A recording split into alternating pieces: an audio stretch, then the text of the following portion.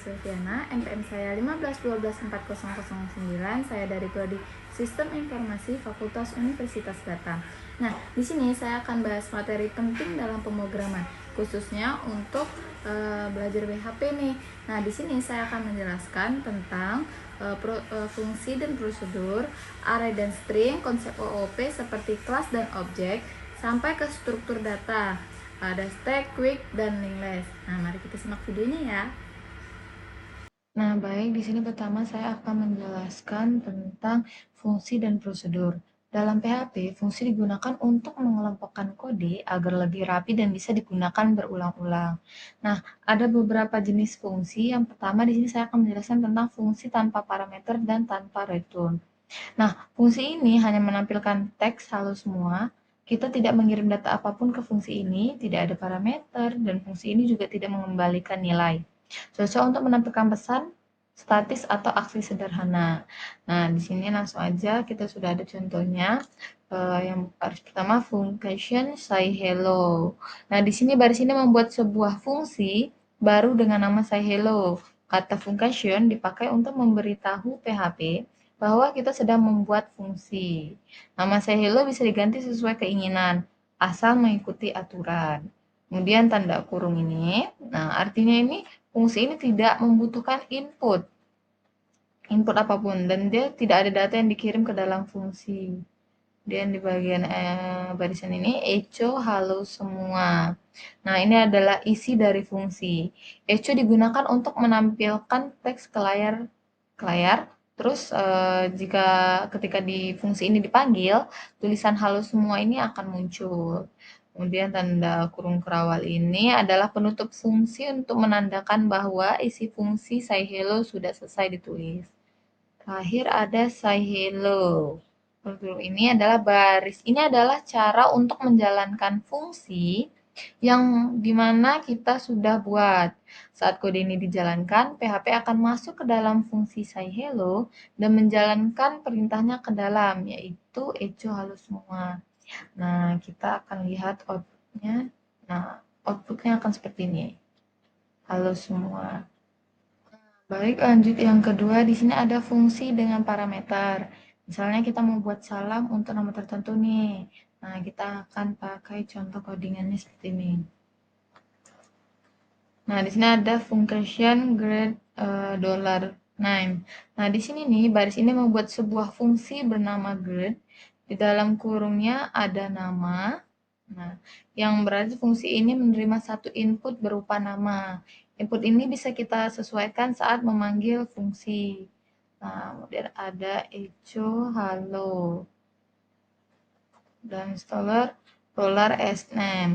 Nah, ini adalah isi dari fungsi. Perintah echo digunakan untuk menampilkan tulis ke layar. Terus kemudian $6 ini akan diganti dengan isi input yang dikirim misalnya via. Jadi kita kirim via, maka yang ditampilkan adalah halo via. Nah, kalau kurung kurawal ini adalah tanda penutup fungsi sama seperti tadi. Kemudian ada greet via. Nah, di sini kita memanggil fungsi greet dan memberikan nilai via sebagai isi dari $name-nya. Artinya, $name-nya dalam fungsi akan menjadi via.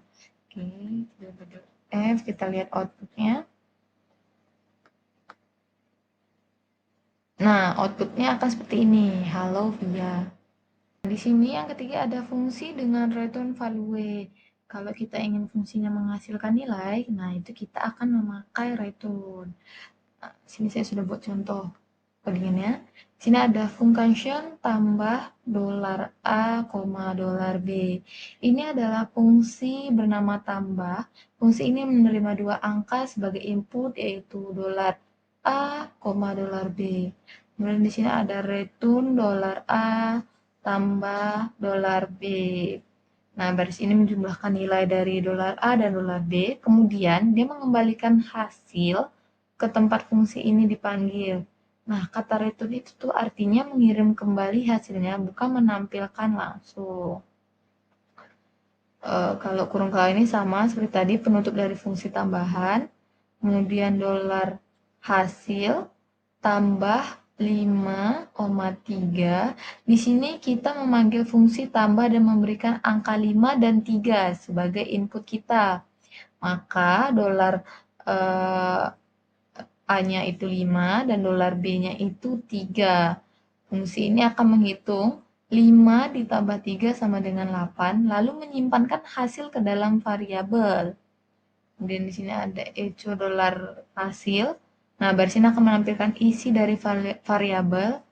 Dolar hasil ini akan makan angka. Nah, angkanya itu seperti ini outputnya. Hmm? Angkanya akan akan muncullah angka 8 seperti tadi yang sudah dijelaskan. Nah, di sini saya akan menjelaskan fungsi yang terakhir, yaitu fungsi dengan beberapa parameter. Di sini kita bisa kirim lebih dari satu parameter sesuai kebutuhan. Nah, udah saya buatkan codingannya. Function hitung luas, dolar panjang, dolar lebar. Nah, baris ini membuat fungsi bernama hitung luas. Fungsi ini menerima dua nilai sebagai input, yaitu dolar panjang dan dolar lebar. Kemudian ada retur dolar panjang kali dolar lebar. Nah, kalau fungsi ini nih akan mengalihkan panjang dan lebar untuk mendapatkan luas. Hasil perkalian tersebut dikembalikan ke return, ke tempat fungsi ini yang bakal dipanggil. Kemudian ini sama artinya tanda penutup fungsi. Kemudian ini dolar hasil, hitung luas. Di sini hitung luas ini bisa kita lihat dolar panjangnya 5, dolar lebarnya 10. Kemudian fungsinya ini akan menghitung 5 kali 10. Ini berapa? Nah, echo ini digunakan untuk menampilkan hasil ke layarnya. Kita lihat outputnya akan seperti apa.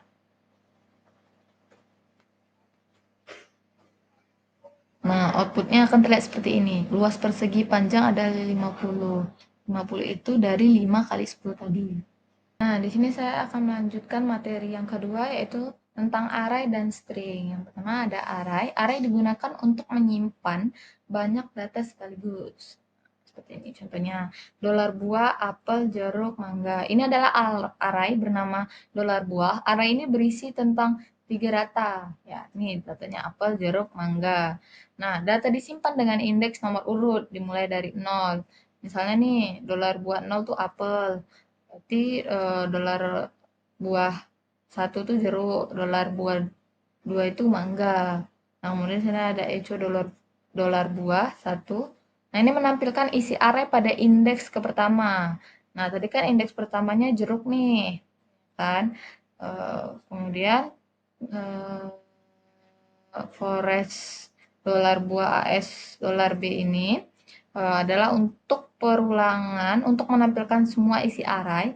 Forest akan membaca setiap elemen dalam array dolar buah lalu menyimpannya sementara ke dalam variabel dolar B. Di sini ada echo dolar B. Di dalam perulangan ini setiap buah akan ditampilkan ditambah spasi di setiap belakangnya. Nah, jadi nanti akan muncul tampilannya seperti ini.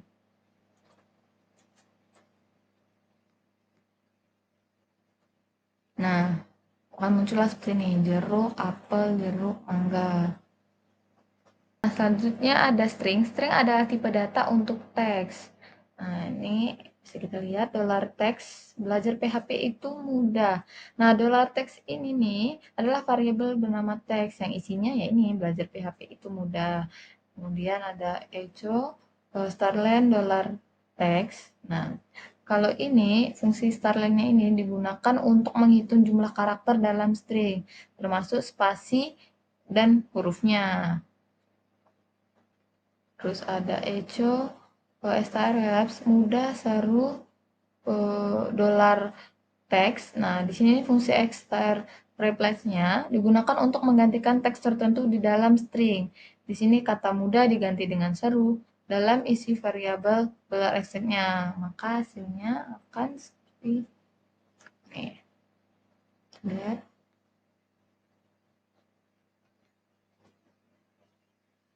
Nah, sini adalah jumlah karakternya ada 21 teks setelah diganti menjadi belajar PHP itu seru. Sini kita akan melanjutkan materi ketiga yaitu class, object, incorporation, inference, dan probability. Nah, di sini nih kita akan membahas apa yang sudah saya sebut tadi. Yang pertama di sini saya akan membahas tentang kelas dan objek. Kelas itu seperti cetakan dan objek itu hasil cetakannya. Nah, di sini sudah disebut codingannya kelas mobil. Nah, ini nih mendefinisikan sebuah kelas bernama mobil. Kelas adalah template atau cetakan untuk membuat objeknya. Terus publik, dolar merek. Nah, di sini nih program properti dari kelas mobilnya. Nah, terus properti merek digunakan untuk menyimpan nama merek mobilnya. Nah, kata publik itu berarti properti ini bisa diakses dari luar kelasnya. Kemudian ada public function, set merek, dolar, M. Nah, ini adalah fungsinya ini sebagai metode untuk mengisi atau mengatur nilai mereknya. Nah, kalau dolar M-nya itu sebagai input parameternya, terus kalau dolar dis-nya ini tuh merek, berarti itu diambil dari properti merek, dia tuh memiliki objeknya. Nah, jadi isi properti merek dengan nilai dari dolar M-nya itu public function get merek-nya ini itu tuh mengembalikan nilai merek mobil objeknya. Nah, jadi dolar mobil set mereknya itu kan kita Toyota nih. Nah, sebenarnya di sini nih Toyota. Nah, itu tuh memanggil fungsi set mereknya dan mengisi merek mobil dengan Toyota. Terus kalau itu dolar mobil get back ini untuk mengambil isi dari merek lalu menampilkan hasilnya. Nah, kita lihat hasilnya. Nah, hasilnya itu Toyota, merek dari mobilnya. Yang kedua ada encryption. Di sini tuh konsepnya untuk menyembunyikan data agar lebih aman nih. Nah, di sini ada kelas akun bank. Nah, ini nih membuat sebuah kelas bernama akun bank. Kelas ini digunakan sebagai cetakan untuk objek akun banknya. Terus kalau privat dolar saldo 0 ini adalah properti saldo milik akun banknya. Diatur sebagai privat artinya tuh nggak bisa diakses langsung dari luar kelasnya. Nah, kalau nilai awal saldonya itu 0. Terus ada public function set saldo dolar. Nah, ini tuh fungsinya metode untuk mengatur isi saldonya. Fungsi ini untuk menerima input dolar S ini. Nah, dolar S itu tuh jumlah saldo barunya nanti. Nah, fungsi ini juga digunain sebagai kita untuk melihat isi saldonya. Dan itu juga mengembalikan nilai dari properti saldo. Misalnya, contoh pemakaiannya tuh ini, bisa kita lihat. Akunnya, saldonya segini. Nah, ini untuk menghasilkan outputnya nih. Pemakaiannya seperti ini. Kita lihat coba ya outputnya.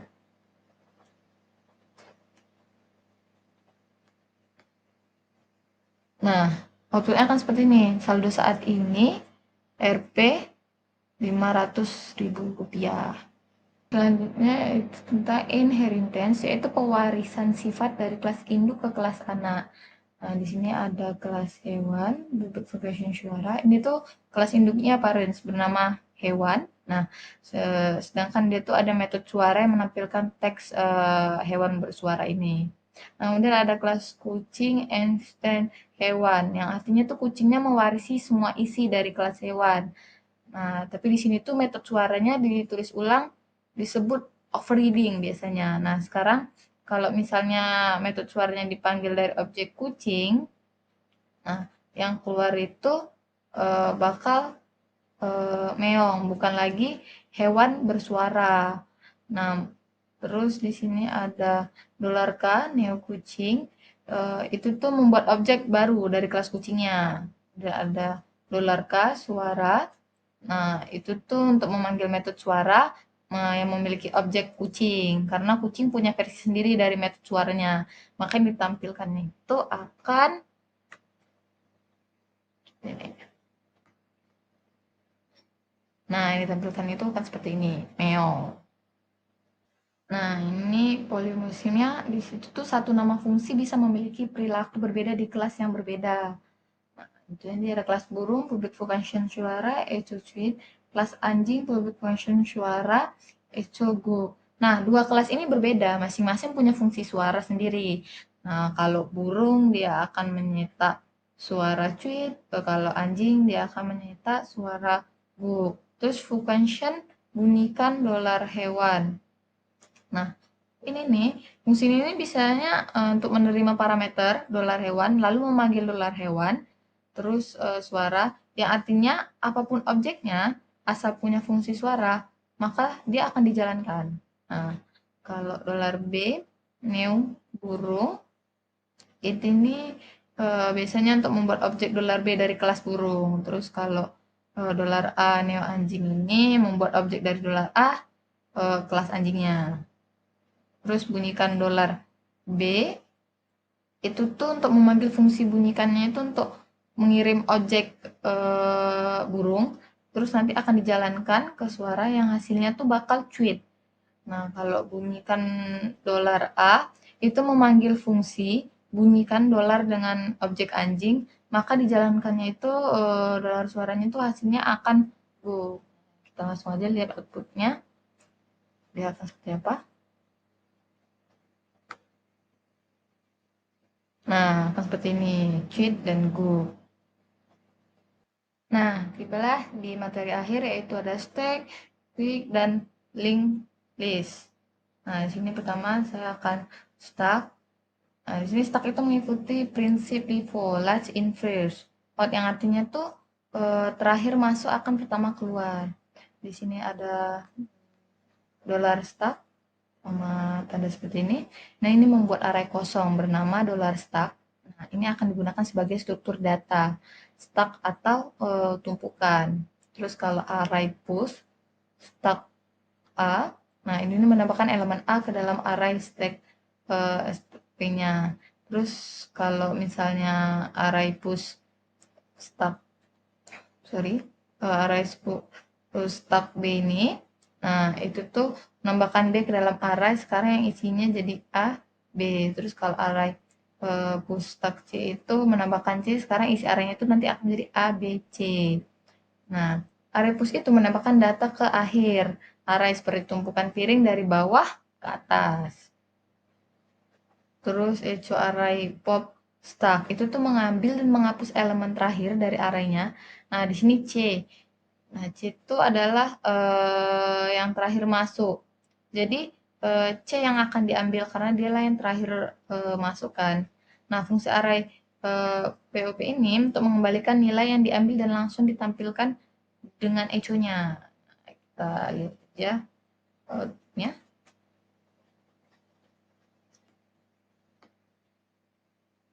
Nah, outputnya akan C, seperti saya bilang, dia akan memasukkan yang terakhir. Nah, yang kedua ada QA, yaitu itu mengikuti prinsip FIFO, first in, first out, yang artinya yang pertama tuh masuk akan pertama keluar. Nah, di sini ada dolar $Q, yang ini membuat array kosong bernama SQ. Ini akan digunakan sebagai struktur data Q yang artinya itu antrian. Nah, array push SQA ini tuh menambahkan elemen A ke belakang array. Nanti isi arraynya akan A. Terus kalau array push QB ini menambahkan B menjadi arraynya tuh AB. Terus array push C ini menambahkan C menjadikan nanti A, B, C. Array push itu digunakan untuk menambahkan elemen di akhir antrian echo array shift dolar SQ-nya. Nah, fungsi dari array shift SQ ini itu tuh akan mengambil dan menghapus elemen pertama dan array. Nah, di sini A adalah yang pertama masuk. Jadi, data yang diambil tuh yang akan ditampilkan itu A seharusnya. Coba kita lihat outputnya.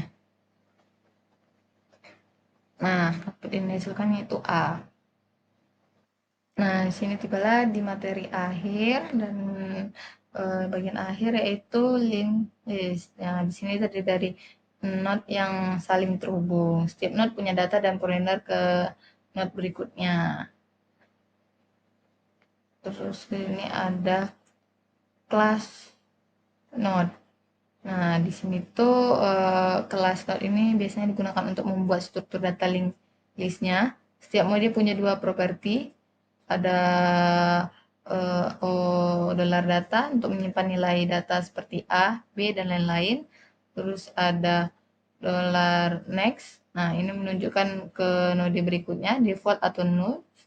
Kemudian ada di sini function construct dollar data. Konstruktor ini dipanggil otomatis saat objek node-nya itu dibuat. Terus ada dollar disk, dollar data ini itu tuh biasanya menyimpan nilai data ke property data. Kemudian ini disk next null ini nih node ini nih untuk awalnya sebelum terhubung ke node lain. Terus head new node A ini membuat node pertama kepala link listnya dengan data A. Terus ada sit next new node B itu tuh menghubung node pertama ke kode 2 dengan data B. Terus ada set next node C itu tuh menghubungkan node kedua dan ketiga dengan datanya C. Sekarang kita punya rantaian node-nya itu A, B, C, 0 kan. Nah, sedangkan dollar s head-nya ini menyimpan poin dan current untuk menelusuri link list mulai dari awal hitnya. Nah, kalau will dollar current null ini tuh selama kodenya masih tidak null tuh dia akan melakukan serta isi data nullnya itu scroll next data. Nah, di situ akan pindah ke nullnya. Kita lihat outputnya.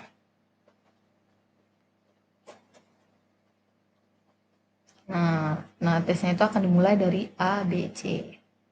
Nah, semoga kalian paham nih konsep fungsi, array, OOP, sampai ke struktur data dalam PHP. Sepertinya sekian saja penjelasan dari saya. Saya akhiri dengan wassalamualaikum warahmatullahi wabarakatuh.